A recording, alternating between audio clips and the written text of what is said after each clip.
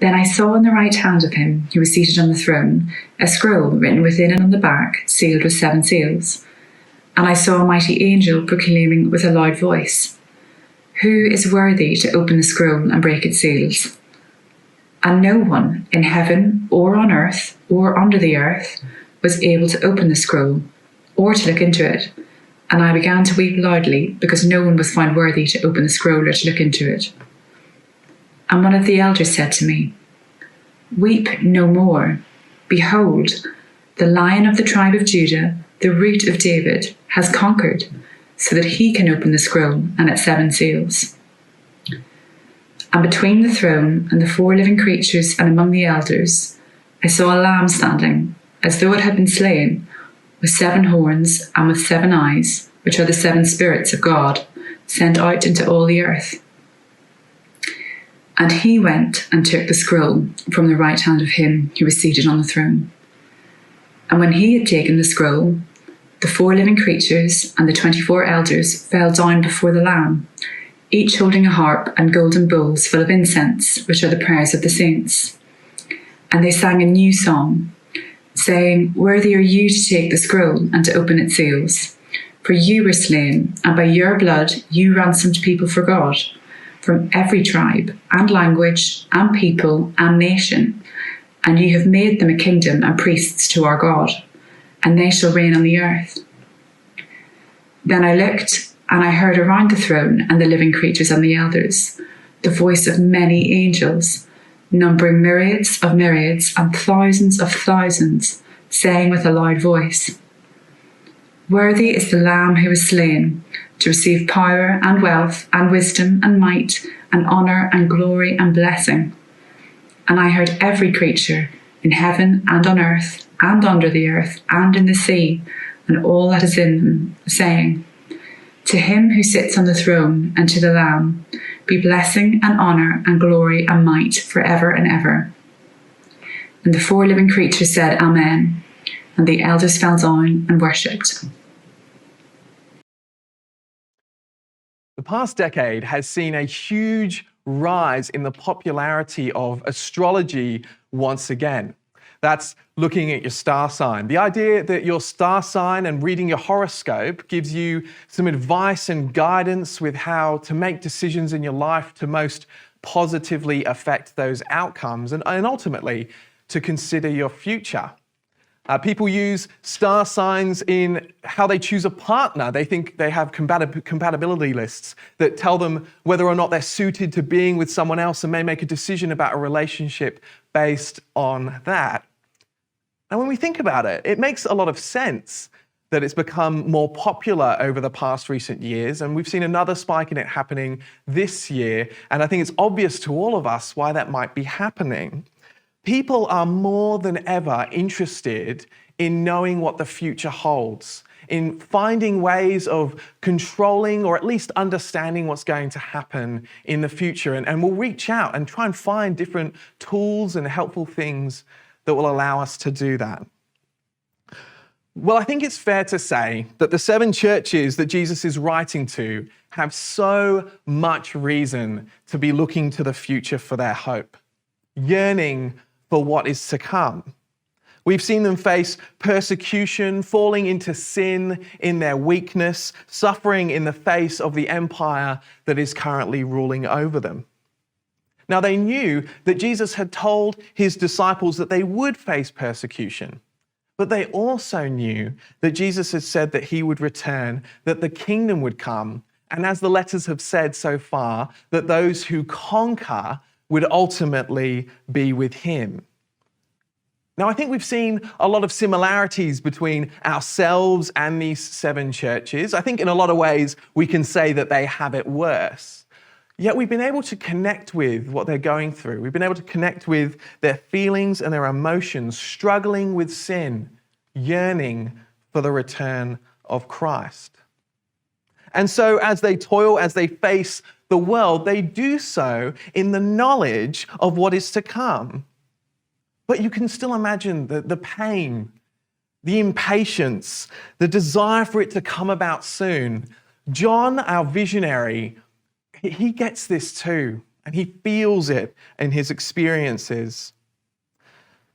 Today, we're continuing to look at John as he finds himself in the throne room of God in a vision. As Ed explained last week when we looked at Revelation 4, we see him in the throne room with God. We see God's people in incredible worship of him. We see the fullness of his creation surrounding him with the 4 incredible beasts and the 24 elders worshiping him as God's people. We saw that we were made for majesty, and what we're seeing here is truly majestic. That he on the throne is the only one worthy of praise, the only one worthy of glory. God alone is to be worshipped. And this rich imagery is really a marvel in itself as we look at our passage. But at this point today, in Revelation 5, John, he looks and he sees something in the right hand of the one on the throne. In the place of power, in the position of authority, John sees a scroll with writing written on both sides, symbolizing the extent of its contents, with 7 seals showing how it's fully and completely sealed until the time comes. And when he sees this, he thinks, Ezekiel, the scroll given to him in Ezekiel 2 and 3 with writing on both sides of lament for him to prophesy to Israel that tasted of sweet honey. He thinks of the scroll of Isaiah 29 calling for true faith and a warning for those who don't, and seeing that has been sealed just like this one. He thinks Daniel, the scroll given to him in Daniel 12 that has the names of those who will shine like stars in the sky in the end times written on it, and that Daniel was given and told to seal until the time comes. Now, these images, they're not something we're meant to just take and copy and paste into what's going on here, but they inform the type of thing that John is dealing with today. These images, they fill him with the emotions of their experiences, the emotions of Scripture, with understanding of what is going on before him. This scroll is important. This scroll contains the plans, the understanding, the future, the interpretation of the present, the fulfillment of Old Testament prophecy. This scroll is what the 7 churches, it's what we're waiting for. This scroll isn't just another scroll. No, this scroll is the scroll. This holds the truth of what is to come, of understanding the suffering that they face. It holds the key to release, to freedom, to the final coming of the promises. We're meant to look at this image and see our future, see our salvation, our eternity with God in his kingdom, but also the opportunity to understand the present and ultimately to see our freedom in the final promises which are to come, our destiny. This is an important scroll for John, for the 7 churches, and for us. And the only way to really know the specifics of what's going to go on in this scroll is to open it. A strong, a mighty angel steps up and proclaims, "Who is worthy to open the scroll and to break its seals?" Now, at this point, you can imagine the 7 churches kind of leaning forwards in anticipation as they're reading this. This is the moment that they've been waiting for. John looked around. It's the moment. And there's no one. No one worthy to open the scroll, not in heaven or earth or under the earth. No one worthy to open this scroll. And it's overwhelming. To get to this point, to be so close, and then for there to be no one worthy, I think we can understand with all the images that are going on, with all that John is experiencing, that it overcomes him and he breaks down and he weeps and weeps and weeps as one completely helpless to open the scroll. Now, it may surprise some of you, but it certainly wouldn't surprise people that know me back in Australia that I'm a little bit of a crier. I'm someone who emotions can often overcome me, and I respond to them by crying. And it's usually to do with images to me that have a lot of meaning. An example of this is weddings. Weddings are like a prime tearjerker for Thom Elms. Like, it's just, I have very little control in that situation. I see the meaning and purpose of images that are happening in front of me, and I can't control myself. The second big one is newborn babies. I've never really been able to explain this, but for some reason, I think it might be the little hands, but I don't know exactly what it is. But if you give me a newborn baby and things, I'm not going to hold it together for long. And I think it's because I see the kind of beauty of what God is doing in that situation. On my wedding day, one of the most, memorable moments was me struggling to begin my speech as the groom because I was struggling with my emotions on the day, and that had only been exaggerated by the fact that my friend Aaron had brought his newborn baby to my wedding. The images were overwhelming. There were too many things there that I thought were incredible and emotional and important. And John is overwhelmed today. He sees all these images of all this expectation that he has, and his longing for the future and what is to come, of understanding his present. And he just feels overwhelmed with his helplessness. You see, the future, no matter what we may think, what we may attempt to do by our own influence, it's not under our control. And I don't mean just in this life, but after that. I mean, we're taught in school, aren't we, that we can control our futures if we just work hard enough or if we just behave ourselves. Well, this year, I think a lot of school pupils have discovered that that isn't always the case. It's not just school pupils, workers, small business owners. People have felt the stripping of their hard work from them by something that they never could have really predicted or had control over in the first place. You see, there's a lie that we often believe, that we are told, and it's that we can control our own futures. Now, hard work is important, and it's something that we should do. We should work hard. There are some really good biblical reasons for that. But when it comes to the future, to the end of things, to where we are destined to be when the world fades away, we cannot claim control because we are simply not worthy. We're not worthy on account of our rebellion against the creator of all things, because we live our lives seeking to control our own futures, because we buy into this lie that we know what is best for us in our future.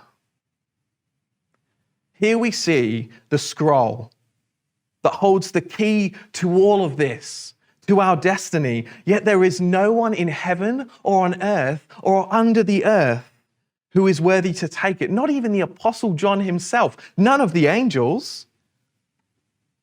And I think this is something that Christians often say about ourselves, yet we don't necessarily often believe it fully. We forget how utterly reliant we are for our own salvation.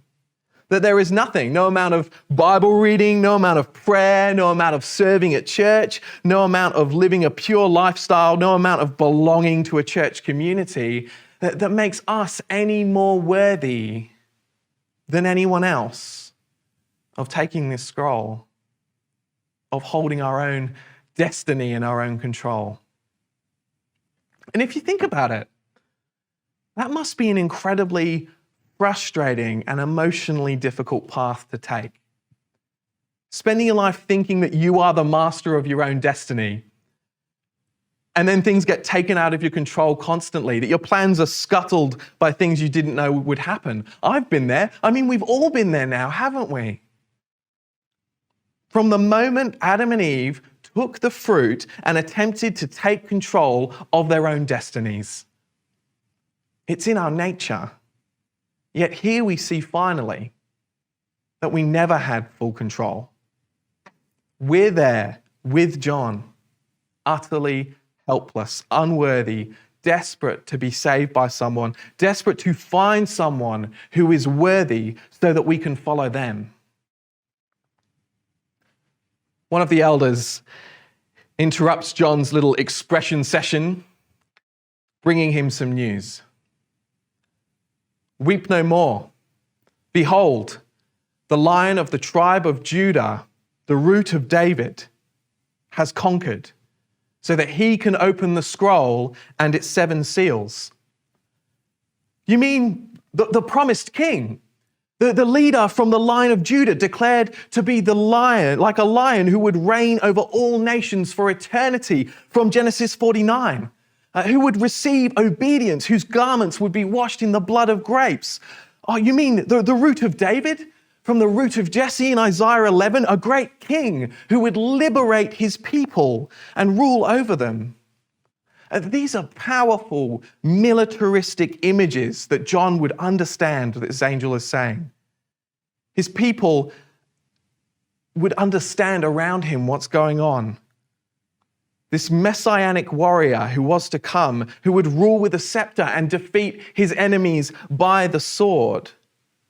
And as he sees the throne before him, as John looks at the throne, as he sees the beasts, John would have had no other image in his head than that of Daniel 7, when he looks and sees the Ancient of Days, knowing that from that moment the Son of Man is about to arrive, the great promised King of the Old Testament. That is what John hears from the elder.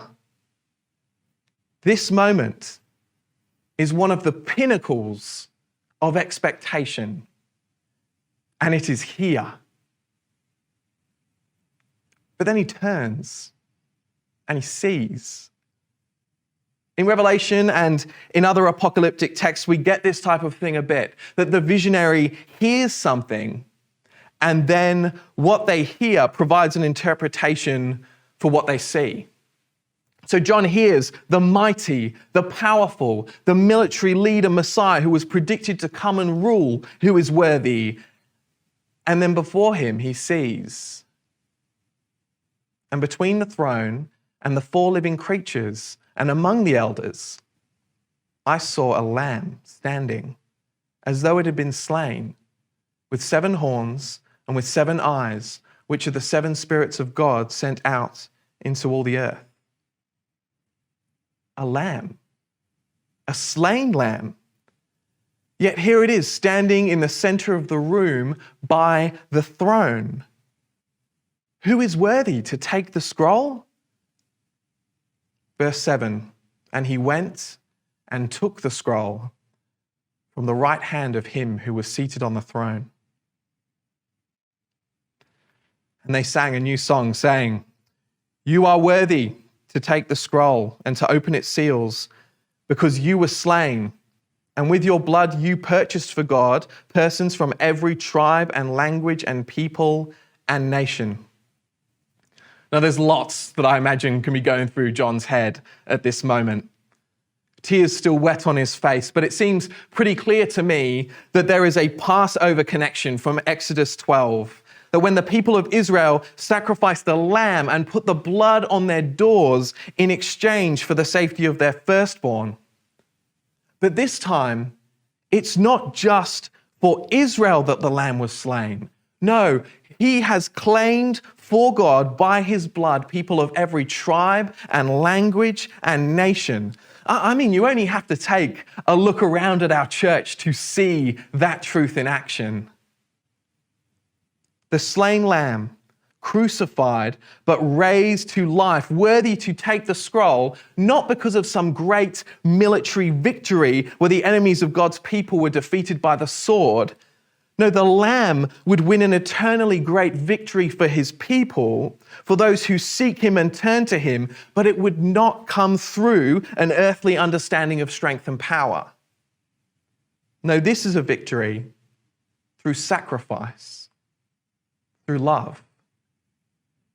That the true strength of the Lion of Judah is seen in the selfless sacrifice of the Son of God for his people. He's not weak. He has 7 horns, symbolizing the fullness of his power, 7 eyes, showing the fullness of his wisdom as the spirits are sent forth. And this lamb, well, he's no simple agent of God. We see him worshipped in the center, and the song builds through the rest of the passage until there is a multitude beyond imagination singing in worship to him. Now, throughout Revelation, whenever John tries to worship an angel, he's rebuked for it and told that there is only one person who he should worship, the only person who is worthy of the worship of all creation. And then we see this song, to him who sits on the throne and to the Lamb be blessing and honor and glory and might forever and ever. This Lamb, this Jesus, the Son, is God himself. The eternal God, the Son, showed the world what true power, what true glory, what true victory is through humble, sacrificial love for his people. The Lamb, Jesus, is the one worthy to take the scroll in his hands and open it. I mean, I can't get over the beauty of this image, a slain lamb standing, capturing both the slaying of Jesus through the crucifixion and his resurrection to glory in a single image. And this should have an impact on how we as God's people view strength. As much as I'd love it to be all about how much you can bench press, it's not. What we see is that to be strong as Christ is strong, to win victories for him, is to love. It's to love one another and to love the people of this world sacrificially. To be uncompromising in our beliefs, but to love those who would hate us for it. You know, in the first few generations of Christians, God's people were known for their charity, for their care for the sick and their protection of the needy, and for their choice to love those who hate them, even in the face of death. Often going to their deaths proclaiming the love of Christ to those who execute them for their beliefs. And we'll see the martyrs praised in the next chapter. That is the strength of God's kingdom. Sacrificial, selfless, relentless love at all costs. Behold the Lamb, because this is the guy to follow. This is the one who holds the fate of us all in his hands, and he has claimed that on account of his sacrifice on behalf of those who choose to follow him. He was condemned, he was beaten, he was nailed to the cross and slain, but then he rose again. And should the unworthy turn and declare the Lamb, declare Jesus to be the Lord of all, then he is worthy for us and takes our destiny into his hands. We are counted as his people, as those who have conquered, and of whose names, as we saw in the letter to Sardis, will never be blotted out of the book of life, who walks with the one worthy to take the scroll, the one who will open it and bring about what is to come and how we should understand our present in the next few chapters. But first, we need to recognize our unworthiness. For lots of us, we need to be reminded of it. And we should follow suit with the multitudes here and worship the Lamb who was slain for the nations alongside he who sits on the throne, because he holds our future, and with him it is secure. So let us turn to him. Let us trust him with our future.